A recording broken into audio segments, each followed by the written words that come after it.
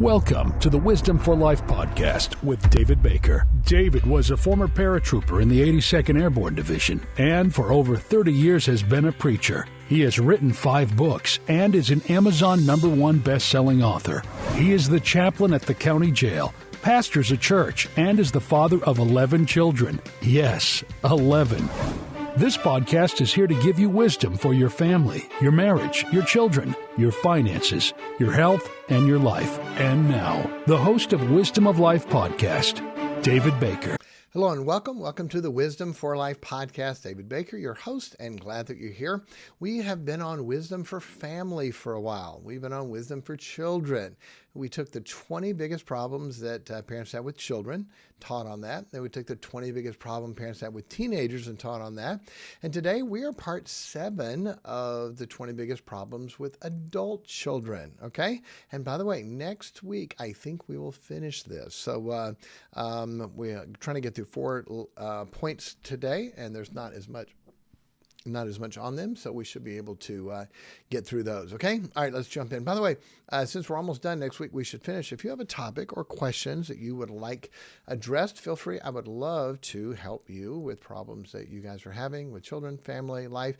Probably going to go into marriage issues after this, unless there's something else that you all need that we can be a help to. All right, so part 7, sibling relationships, okay? Sibling relationships, managing relationships and potential conflicts between adult siblings. This one's really big and really hard, okay? It really is. So you want to take a guess what I'm going to say? It starts when they're kids. It starts when they're kids, okay? So hopefully you're not having big adult-child problems right now, and your children are still children and teenagers. It comes from so much of that. Our adult kids, we have all of our children are adults except 2. We have 1, 15 and 16. All of our adult children are very close. The boys' best friends are their brothers. The girls' best friends are their sisters. And all of them love all of them, and they're very close and love each other. Do they agree with everything everybody does? No. Are there little things that happen? Sure. It's amazing how close the family is and how much they love each other. And that starts literally when they are small. So don't allow the fights. Go back and listen to those lessons. We talked about them. They literally start when they are small. So as adults managing those relationships, you have to be very careful. Hopefully they have wisdom and you're using wisdom to help them. But be very, very careful of getting involved when you're not asked, because advice not asked for is often resented, okay? Seldom heeded and often resented. And now you can end up looking like you're siding with one against the other and creating problems. And so the wisdom of praying for them, giving them individual counsel and advice, what to do on their side without it looking like you're taking sides, is usually the best you can do on these. Hopefully you train them the right way, but if they're having problems, and son, I cannot get involved in this. Now, I believe, you can not like me for this, the patriarchy. I believe that dad or granddad ought to be able to go, all right, son, boom. All right, son, boom. Listen and do it. I believe that ought to be, but it's not in our world, okay? I'm my own man. I'm my boss. My old man, my dad's not going to tell me what to do. I think it would be better if we did yield ourselves to our father or grandfather and let them help us. A lot of years, a lot of wisdom, and I think it could be resolved that way. But again, that's not the day in which we live. So best you can do is pray for them. Try to avoid it if you can. Give wisdom and advice as far as what to do. And most of the time it's humbling themselves and being a good Christian, okay? Loving them, forgiving them, humbling yourself, and being a good Christian. That usually is what it takes. And the more spiritual one is the one that's willing to do that.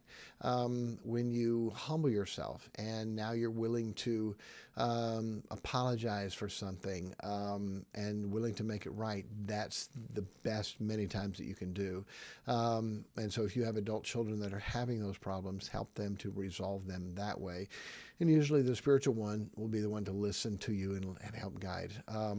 But I would pray I'd make that a matter of something I'm going to work on and fix, because if that's bad now, when you die, it's really bad. Okay? They're going to fight over your stuff. They're going to fight over your money. Someone's going to come in early and take stuff they're not supposed to. It gets horrible, brutal, bad. Okay? I've got two brothers and a sister, so three boys and a girl. And my parents are still alive, and God's blessed them. They've worked hard and saved, and they've done well for themselves. And we've already talked about it: what, when, where, why, how. Mom and Dad laid it out. We all agreed this is the way we're doing it. And I truly, honestly, don't think we're going to have any battles and fights over that. I really don't. There may not be anything left. They may have to go to a nursing home, and many times all that's taken by them. That's okay. If there are things that's divided equally and we have things worked out of how we're doing personal things, and all things be done decently and in order, and we care about Mom and Dad, we care about them looking down from us in heaven, and having a good testimony more than we care about stuff. Okay, that's the way it's supposed to be, and we'll see when my mom and dad go to heaven if that's how it's handled. I hope it will be. But parents, if you don't help guide them through that the right way, without usurping authority, because again, we have influence, not authority, but helping them to get that resolved and praying for them and praying them through that, it's going to be bigger. Because if they're not getting along now, wait till it's over stuff. Okay, it'll get bad. All right, next, technology and communication. This was sort of weird. I didn't expect this one. Navigating changes in communication styles, including use of technology. It's like, wow, I'm 57. My dad's 87, 30 years older than me, and then my kids are, my oldest is 33. And so we don't have those. So I really don't know exactly what the problems are. My dad has a cell phone and is not very good with it, but we can communicate on that when he has to. But most of the time we just use the old-fashioned landline and call him or go see him. And we have that. Being able to do a Zoom call and helping them with that is great. Here's a button, Dad, you push. And here's your camera and microphone, and we can talk. To help them with things like that. I don't know how there are problems. I would try to do what's best. We bought cell phone for Dad. We helped pay for this so we can have that. We wanted our parents. Dad had one for a while, didn't use it, didn't care, didn't want to pay the money for it. Well, we wanted him to have that, so when he's on the road, if something happened, we could, get in touch with them. And so we bought that for them, and there were some good things with that. So anyway, I don't know that that's a major problem, but I'll work through that and see what it is. But you can't force your parents to change. I don't like computers. I don't like tech. I don't have a cell phone. Okay, great. That's just the way it is. You learn with that. All right. Living arrangements. Discussion about independent living, cohabitation, and housing decisions. And this was a big deal. Most of the time, the kids are coming back to live at the house and staying there for a while. We've had one child stay till they were 26, another until they were 24. We have one that's 23 that's living here now. We have one that's home for the summer that's 21. Another one's home for the summer that's 19. One that will be home after tour that's 20. And we don't have a problem with that. We've never charged the kids rent. We work them. They live here. You work. You do laundry. You do dishes. You clean. You take care of things. You help out with things. We're having a plumbing issue now, and two of my adult boys are working on the plumbing issue. They live here, and they expect no problem. We live here. We work here. We do that. I'm not against parents that charge their kids rent, but I don't want it to seem like a business relationship. I want it to seem like a family relationship. If God's blessed us and we have room for them and they're wanting to obey our rules, they're fine still to live in our home. Now, if they're 35 and living off me and taking all their money and blowing it on stuff, we may say, all right, son, we need to work about this. But that's not been our case for that. We want them, even as single adults, to live with us until they get married. That's what we would like them to do.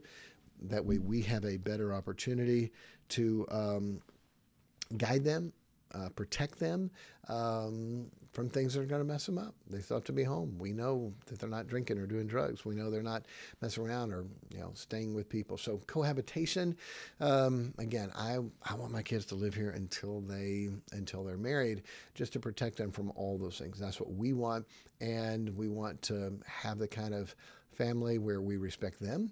As my kids became older, I started treating them more as adults. Even from the time they're little, I would call them sir and give them respect as a man and treat them that way. And I think that helps and builds a lot.